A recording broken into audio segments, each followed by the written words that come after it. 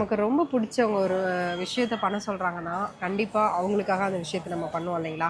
அதே மாதிரி ஒரு விஷயந்தான் இன்னைக்கு நம்ம தேடி வந்திருக்க ஒரு ரெஸ்டாரண்ட். என்னன்னு சொல்லுங்க. தான் கணவன் இறந்த பிறகும் அவர் நடத்திட்டு இருந்த உணவகத்தை அவர் சொன்ன அந்த ஒரு வார்த்தைக்காக அவர் சொன்ன ஒரு வார்த்தைக்காக அதே ப்ரைஸ்க்கு நடத்திட்டு வந்துட்டு இருக்காங்க. ட்ரிபிகன் லொக்கேட்டாக இருக்க ஸ்ரீ வடிவேலன் மெஸ் ரீசெண்டாக ஹஸ்பண்ட் இறந்து போயிட்டார் போல். நான் அந்த வீடியோ பார்த்தா தெரிஞ்சுக்கிட்டேன். அதே ப்ரைஸுக்கு அந்த ரெஸ்டாரண்ட்டை நடத்திட்டு வந்துட்டு இருக்காங்க. இன்றைக்கி அங்கே தான் நம்ம வந்திருக்கோம். சொந்தங்கள் அனைவருக்கும் வணக்கம். நான் உங்கள் தமிழ். நான் உங்கள் ரேவதி மக்களே. சரி வாங்க ரெஸ்டாரண்ட்டில் போய்ட்டு சாப்பிட்டு அவங்க ஃபுட்டு எப்படி இருக்குன்னு டேஸ்ட் பண்ணி பார்ப்போம். அவங்க போல் மழை வேறு வர மாதிரி இருக்குது. இந்த தெருவில் நடந்து போயிட்டு இருக்கிறோம். இப்போ இந்த ஒரு சின்ன சந்தில் வந்து இந்த மெஸ் இருக்குது. இருக்கு பாருங்கள். போங்க. இங்கே ஃபுல்லாக வெஜிடேரியன் தானே? ஆமாம், நான்வெஜ்ஜாக கிடையாது வாழ்க்கையில். வா இனிமேட்டு full and full life time ஃபுல்லாக நீ வெஜ்ஜு தான் சாப்பிட போகிறேன். பார்த்துக்கோ. ஓ, மெஸ்க்கு வந்துட்டு மக்களே. ஒரு வீடு மாதிரி தான் இருக்குது பார்க்க. வாங்க. வீடு தான் மாதிரிலாம் வீடு தான். வீடு தானா? வீடு தான். வா, அங்கேயே நிற்கிறேன். வா, ஏதாவது பேசிட்டு போ. வா உள்ள போய் பேசுவோம்.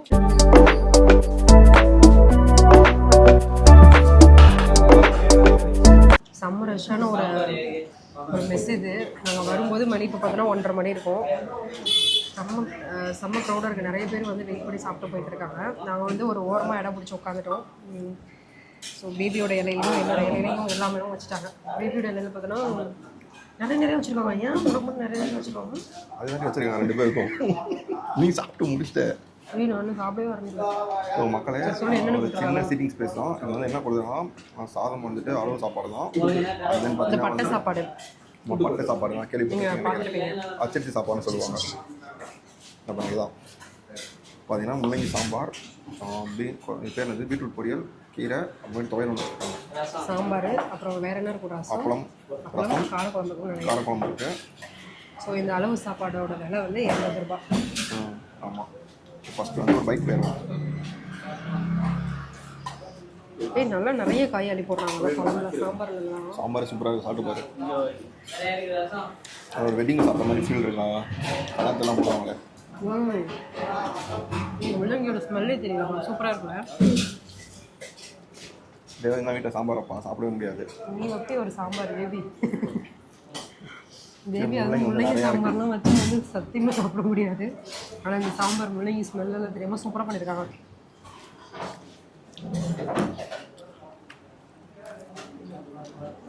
நான் வரவங்க நிறைய பேர் வந்து பார்சல் வாங்கிட்டு போயிட்டுருக்காங்க. நிறைய பேர் இங்கே சரௌண்டிங்கில் ஒர்க் பண்ணுறவங்களாம் வந்து சாப்பிட்றாங்கன்னு நினைக்கிறேன். அதனால் நிறைய பேருக்கு டைம் இருக்காது, நிறைய பேர் இருப்பாங்க. அதனால் நிறைய பேர் பார்சலே வாங்கிட்டு போனாலும் வாங்கிட்டு போயிடுவாங்க போல். இந்த பீட்ரூட்டில் வந்து பார்த்தோன்னா தேங்காய்லாம் போட்டு பண்ணிடுறாங்கல்ல. ஆமாம், கீரை செம்மையாக இருக்குது. பீட்ரூட் பொரியுமே சூப்பராக இருக்குது. எனக்கு வந்து இந்த மாதிரி கட் பண்ணி போட்டு பண்ணால் பிடிக்காது. நான் வந்து வீட்டில் போனால் துருவி போட்டு தான் பண்ணுவேன். பட் இதோட டேஸ்ட் சூப்பராக இருக்குது. அது துருவி போடுறது, செத்தி போடுறது. அப்போ தான் நாங்கள் சொல்லுவோம், எங்கள் ஊரில் நாங்கள் அப்போ தான் சொல்லுவோம். பட் வந்து ஏன் அப்படின்னா வந்து இந்த பீட்ரூட் அப்படி கட் பண்ணி போட்டால் வந்து இதில் ஸ்மெல்லு, பச்சை ஸ்மெல்லு இருக்கும், ரா ஸ்மெல் இருக்கும். அந்தளவுக்கு டேஸ்ட்டும் அவ்வளோ சீக்கிரம் வராது. பட் இது அப்படி தெரியவே இல்லை. சூப்பராக இருக்கிறதுனால கடலைப்பருப்பு, தேங்காய் அதெல்லாம் போட்டு பண்ணியிருக்காங்க. பெரிய பெரிய சண்டான போட்டு மொத்தமாக செய்கிறதுனால அந்த டேஸ்ட். ஆமாம், பெரிய பெரிய இதில் வந்து குண்டான செய்கிறாங்க. நல்லா இருக்கு. கீரையுமே வந்து கூட்டு மாதிரி பண்ணியிருக்காங்க. பருப்பு தேங்காய்லாம் போட்டு கூட்டு மாதிரி பண்ணியிருக்காங்க. இது என்ன கீரைன்னு கண்டுபிடிக்கிறதுலாம் கஷ்டம் போல. தண்டிக்கிறது அரைக்கிறேன். தண்டுக்கீரை வேறை, அரைக்கீரை வேறை. சரி, அரைக்கிறப்ப மக்கள் நான் சாம்பாரை முடிச்சிட்டேன். சாம்பார் செம்மையாக இருக்குது சாப்பிட்றதுக்கு. கீரை நல்லா இருக்குப்பா. கீரை வந்து இப்படி சாப்பாடில் போட்டு சாப்பிடலாம் போல. அப்புறம் வந்து சொல்லலாம், பெரிய பெரிய ரெஸ்டாரண்ட் போய் சாப்பிட்றதில்ல, இந்த மாதிரி இடத்துல போய் சாப்பிடும்போது அந்த ஃபீல் வந்து வேறு லெவலில் இருக்குது. நீ என்ன சொல்கிறேன்? எனக்கும் பிடிச்சிருக்கு. ரீசன் என்னன்னா நம்ம பட்ஜெட்டில் முடிச்சிடும்ல. ஒன்று 80 ரூபாயிலே நம்ம எல்லாமே சாப்பிட்டு முடிச்சிடும். இதே ஒரு பெரிய ரெஸ்டாரண்ட் போனோம்னா ஒரு எப்படியும் இந்த மீல்ஸ் எப்படியும் 150 ரூபா 170 ரூபா வந்துருக்கும்ல. ஆமாம். சாதத்தோடு போட்டு சாப்பிட்டா அருமையாக இருப்பான். ஓகே ப்ரோ, போதும். மக்களே, காரக்குழம்பு வாங்கியிருக்கேன். காரக்குழம்பு பார்த்தீங்கன்னா வந்து சுண்டைக்காலாம் போட்டு பண்ணியிருக்காங்க. தேங்காய்லாம் அரைச்சி ஊற்றி. எனக்கு சுண்டைக்காய் போட்டு போனால் காரம் ரொம்ப பிடிக்கும். அது சுண்டைக்காய் வத்தல் போட்டு போனால் காரம் ரொம்ப பிடிக்கும். சுண்டைக்காய் இல்லை, சுண்டை வத்தல். இது சுண்டைக்காய் வத்தல். சுண்டை வத்தல். அது கலரே வந்து கண்ணை பறிக்குதுங்க, அந்த அளவுக்கு இருக்குது. என்னது? கண்ணை பறிக்குது. ஐ கேச்சிங்காக இருக்குது. ஐ கேட்சியாக இருக்குது. அப்படின்னா தெரியுமா? நாங்களாம் வந்து பள்ளிக்கூடத்துக்கு மலைக்கு கூட போனது கிடையாது. இவர் படித்து பட்டம் வாங்கி வச்சிருக்காரு. நிறையா இருக்குது வீட்டில் போய் பறக்க விட்டுருக்கு. உன்னை விட நான் நல்லாவே படிச்சிருக்கேன் மணி. காரக்குழம்புமே வீட்டில் செய்கிற மாதிரி தான் இருக்குது. இங்கே வந்து நம்ம வீட்டில் நம்ம அம்மா பண்ணுவாங்க இல்லையா, அது எப்படி இருக்கும் அதே மாதிரி தான் இருக்குது. இட்ஸ் டேஸ்ட் வைஸ் நல்லா இருக்குது. நீங்கள் பைக் போய் பாருங்க. இப்படிலாம் கை வராது, நானே எடுக்கிறேன். நான் எடுத்துவோம்.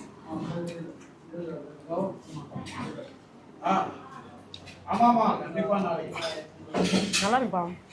வீட்டில் பண்ண மாதிரி இருக்கலாம். இல்லை, எல்லா மசாலாமே வீட்டு மசாலா தானே. வீட்டு மசாலா போட்டு தான் பண்ணியிருக்காங்க. அதனால் சாப்பிட்றதுக்குமே நல்லாயிருக்கு. 80 ரூபாய்க்கு அப்பளமே கொடுக்குறாங்கன்னு பார்த்துக்கோங்க. அப்பளம் என்ன? ஆனால் துவையெல்லாம் கொடுக்குறாங்களா? ஹைலைட்டாக துவையல் கொடுக்குறாங்க, ஊறுகாய் கொடுக்குறாங்க, புதினா தேங்காய் அதில் வச்சு அரைச்சிருக்காங்க. மக்களே அதாவது ரேவதி காரக்குழம்பு வாங்கிட்டான். காரக்குழம்பு முடிச்சு ரசத்துக்கு போய் ரேவதி காரக்குழம்பு வந்திருக்கான். காரக்குழம்பு கத்திரிக்காய் முருங்கைக்காய் போட்ட ஒரு காரக்குழம்பு, சுண்டை வத்தல் போட்ட ஒரு காரக்குழம்பு. ரொம்ப காரம் இல்லாமல் நான் வந்து சாப்பிட்டு சொல்லி எப்படி இருக்குன்ட்டு.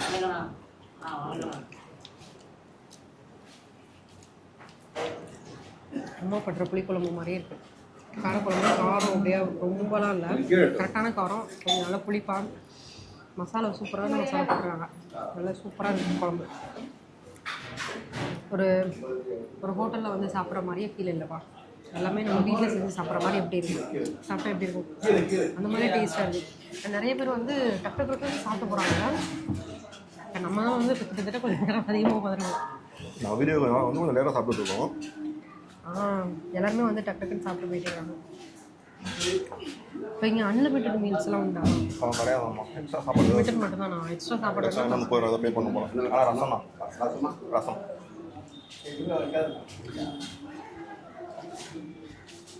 நான் பார்த்து ரசம் வாங்க போகிறேன். ரசம் வாங்கி சாப்பிட்டு பொரியல் எல்லாமே லிமிட்டடா? எனக்கு கீரை கொடுங்க. ஓ, இதெல்லாம் எக்ஸ்ட்ரா கூட கொடுப்பாங்க போலயே.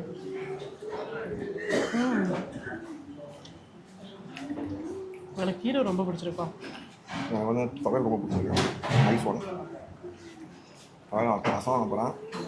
ரசம் தயிர் முடிச்சு நான் போகிறேன். நீ வாங்க போகிறேன். வேறு என்ன இருக்குது? அவ்வளோதானே. துவையல் பண்ணி சாப்பிட்டு பாரு, எப்படி இருக்கும் பாருங்க. ஆனால் டிஃப்ரெண்ட்டாக ட்ரை பண்ணுமே. ரேவதி சொல்லிட்டா துவையல் பண்ணி சாப்பிட்டு பார்த்தோம்.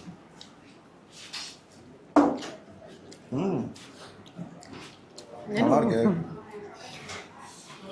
ஆக்சுவலி சாதத்து கூட இந்த தக்காளி சட்னி வதக்கி இறப்போம்ல, அந்த தக்காளி சட்னி, இந்த மாதிரி புதினா சட்னி, அதாவது தேங்காய் வச்சு அரைக்கிற சட்னியெல்லாம் வந்து சாப்பாடு சாப்பிட்டா சூப்பராக இருக்கும். நீங்கள் வேணால் ட்ரை பண்ணி பாருங்கள். ஆக்சுவலி வந்து நார்மல் ரசமாக இல்லாமல் பருப்பு ரசம் பண்ணியிருக்காங்க, தோரம்பருப்பு போட்டு பண்ணியிருக்காங்க.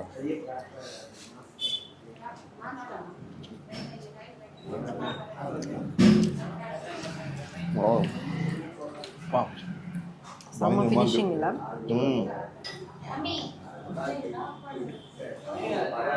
எதுவுமே இந்த சாப்பாடுக்கு வராது, எதுவுமே சொல்ல முடியாது. 80 ரூபாய்க்கு எல்லாமே வருது. ஆனால் இங்கே என்னென்ன இடம் வந்து நமக்கு ஃப்ரீ கம்ஃபர்ட் அந்த மாதிரி எதிர்பார்க்க முடியாது. வெயிட் பண்ணி சாப்பிடணும், அது ஒன்று. மற்றபடி வந்து டேஸ்ட்டு அண்டு வந்து ப்ரைஸ் ரெண்டுமே ஒர்த்து. வெயிட் பண்ணி சாப்பிட்றது ஒர்த்து இல்லையா? வெயிட் பண்ணி சாப்பிட்றதுக்கும் ஒர்த்து. வெயிட் பண்ணி சாப்பிட்றது 80 ரூபாய்க்கு வெயிட் பண்ணி சாப்பிட்றீங்கன்னா ஒர்த்தாக இருக்கும். ஏன்னா நீங்கள் ரெகுலராக சாப்பிட்றீங்க அப்படின்னா உங்களுக்கு செட் ஆகும் கரெக்டாக. ஒரு வீட்டு சாப்பாடு வயிற்றுக்கு எதுவும் பண்ணாமல். சரி, உண்மை சொல்லணும்னா ரீசெண்டாக நான்வெஜ் நிறையா சாப்பிட்டேன். ஷூட் போயிடும்போது உள்ளே இறங்க மாட்டேங்குது. வெஜ்ஜு இருக்கிறவங்க நான்வெஜ் இறங்க மாட்டேங்குது. ஏன்னா சாப்பிடவே முடியல. வெஜ்ஜு சாப்பிட்டு உடம்பு வந்து வெஜ்ஜுக்கு ஏற்ற மாதிரி மாற்றிக்கிச்சு. நான்வெஜ் எல்லாம் சாப்பிட முடியும் அப்படின்னு சொல்லலாம். நீயோ அப்படி பேசுறது? நான்வெஜ் பைத்தியம். ஒன்றும் சொல்லலாம், நான்வெஜ் அவ்வளோ பிடிக்கும். பேபி ஒரு நான்வெஜ் பைத்தியம். உண்மையை சொல்லணும்னா நீ சொல்லு உண்மை. அதுக்கு தானே ஃபுல்லாகவே ஆரம்பிச்சேன் நான்வெஜ் சாப்பிட. நம்ம சாப்பிட்றதுக்கு ஸ்டார்ட் பண்ணேன். பட் வந்து என்னால் இப்போ நான்வெஜ் சாப்பிட முடியல. வெஜ் தான் ஃபுல்லாக கரசாக இறங்குது. எனக்குமே இப்போ முன்னாலும் நான் அடிக்கடி சிக்கன் சாப்பிடுவேன். இப்போ கொஞ்சம் சிக்கன்லாம் குறைச்சிட்டோம். ஏன்னா அது வந்து ரொம்ப ஹீட் ஆகுதா. எனக்கு அதுவும் இல்லாமல் சிக்கன் சாப்பிட்டா அலர்ஜி மாதிரி வருது உடம்புல, வீட்டில் செஞ்சு சாப்பிட்டாலுமே. அதனால் அதெல்லாம் கொஞ்சம் கொஞ்சமாக அவாய்ட் பண்ணிட்டோம். அவாய்ட் மீன்ஸ் மொத்தமாக பண்ண முடியாது, அடிக்கடி சாப்பிட்றத குறைச்சிருக்கோம். அதுவும் வாரத்தோடலாம் பிரியாணி சாப்பிட்றோம் கண்டிப்பாக. அது சாப்பிட முடியும். மக்களே ஒரு நம்ம இந்த வீடியோ முடிக்கிறோம். ரேவதி பேர் ரசத்து ஒரு சண்டை போட்டுட்டு இருக்கா. சென்னை வந்து புதுசில் ஃபஸ்ட்டு நான் பிரியாணி சாப்பிட்டேன். எங்கள் ஆஃபீஸில் போட்டாங்க பிரியாணி. இந்த பிரியாணி வந்து ஹைதராபாத் பிரியாணி போட்டாங்க. அப்போதான் ஃபர்ஸ்ட் டைம் நான் பிரியாணி சாப்பிட்றேன். பிரியாணி டேஸ்ட் பண்ணப்போ எனக்கு வந்து பிடிக்கவே இல்லை. இது இன்னும் புளிப்பாக இருக்குது, எப்படி சாப்பிட்றாங்க அப்படின்னு. ஆனால் இப்போ அடிக்கடி பிரியாணி சாப்பிட்றோம். அந்தளவுக்கு பிரியாணி பைத்தியமாயிட்டோம் நம்ம. அடிக்கடி தான் பிரியாணி கடை சாப்பிடவும் போயிடுறோம். தெருக்கு பிரியாணி கடை வச்சுருக்காங்க, என்ன பண்ணுறது.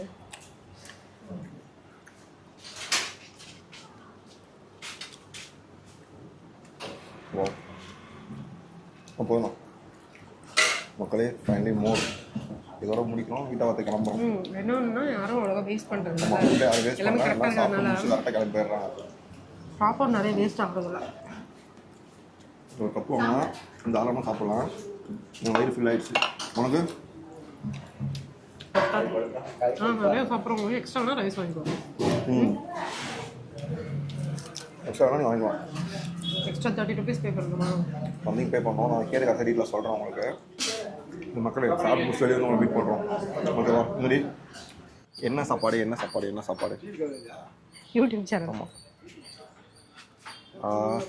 மக்களே, சாப்பிட்டு முடிச்சிட்டோம். நான் நன்றாக சாப்பிட்டேன், வயிறு ஃபுல்லாக சாப்பிட்டேன்.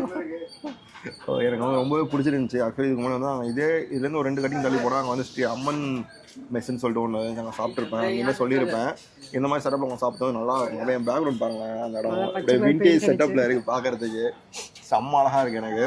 ஆனால் என்ன ஒரு வருத்தம்னா வந்து நம்ம ஃப்ரீயாக வீடியோ எடுக்க முடியாது. அது வந்து நம்ம எப்பயுமே எதிர்பார்க்க முடியாது. எல்லாத்தையும் போயிட்டு நம்ம போய் கேமரா வச்சு நின்றுட்டு இருக்க முடியாது, டிஸ்டர்ப் பண்ணக்கூடாது.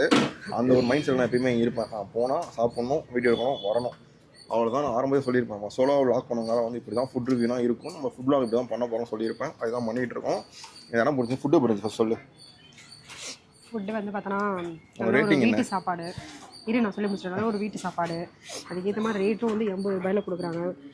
எனக்கு வயிறு ஃபுல்லாக இருக்குது. அதாவது நீங்கள் வந்து நிறைய சாப்பிடுவீங்கன்னா எக்ஸ்ட்ரா வந்து ரைஸ் வந்து பேமெண்ட் பண்ணி வாங்கிக்கலாம். 30 rupees சம்திங் பேமெண்ட் பண்ணி வாங்கிக்கலாம். போதும். இப்போ நார்மலாக சாப்பிட்றீங்கன்னா போதும்.